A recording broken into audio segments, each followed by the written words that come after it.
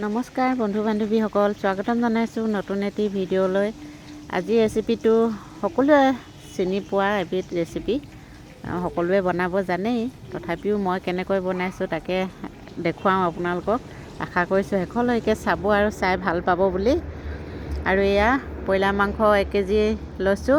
1 KG নবনাওঁ বাৰু, আধা বনাম। আৰু ইয়াৰ লগত লৈ লৈছোঁ পদিনাৰ লগত বনাম আজি ৰেচিপিটো। খুব ভাল হয়, খাবলৈ খুব ধুনীয়া হয়। আৰু ইয়াৰ লগত আদা নহৰুখিনি গোটা গোটাকৈ লৈছোঁ। জলকীয়া কাটি লৈছোঁ, আদা পিচি লৈছোঁ।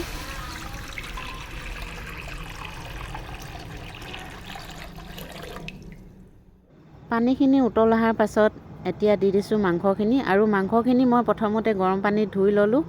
আৰু লগতে এয়া আলুও দি দিছোঁ 2 পিচমান। এতিয়া নিমখ দি পিনে অকণমান উতল আহিবলৈ দিম সিজালৈকে।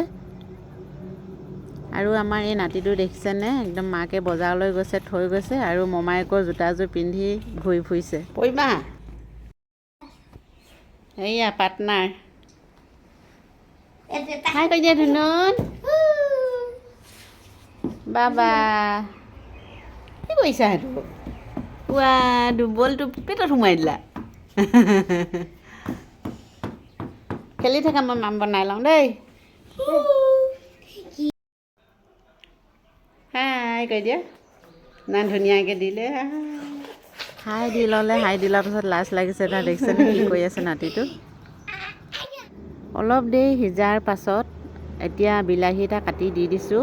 আধা সিজা হ'লগৈ যিহেতু। আৰু এয়া জিৰা ধনিয়া অলপ ভাজি লৈ গৰম কৰি লৈ পিচি পেলাই দি দিছোঁ। অকণমান দি দিছোঁ, বেলেগ মছলা দিয়া নাই আৰু হালধিও দিয়া নাই। আৰু এয়া আদা নহৰু জলকীয়া দি দিছোঁ। আদাখিনি পিচি দিছোঁ, নহৰুখিনি গোটা গোটাকৈ দি দিছোঁ। আৰু শুকান জলকীয়া কাটি কাটি দি দিছোঁ। কেঁচা জলকীয়া নাই মোৰ লগত আজি, শুকান জলকীয়াকৈ দি দিছোঁ। আৰু এয়া চাওক, একদম ধুনীয়াকৈ এতিয়া অলপ দেৰি উতল আহিবলৈ দিছোঁ। আৰু এইফালে চবেই বইল নাখায়, সেইকাৰণে আধা মাংস মই ভাজি দিছোঁ। এইফালে পদিনাখিনি কাটি থৈছোঁ। একেবাৰে প্ৰথমৰ পৰা ঢাকন নিদিয়াকৈ বনালোঁ, উতল আহিবলৈ দিলোঁ।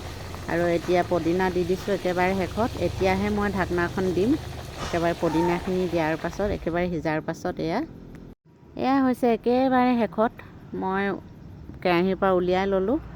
আৰু এতিয়া দি দিছোঁ মান ধনিয়া অকণমান একেবাৰে শেষত।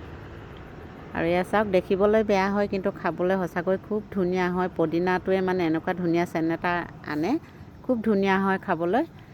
কিন্তু একেবাৰে শুদ্ধ বইল, একেবাৰে তেল দিয়া নাই, হালধি দিয়া নাই।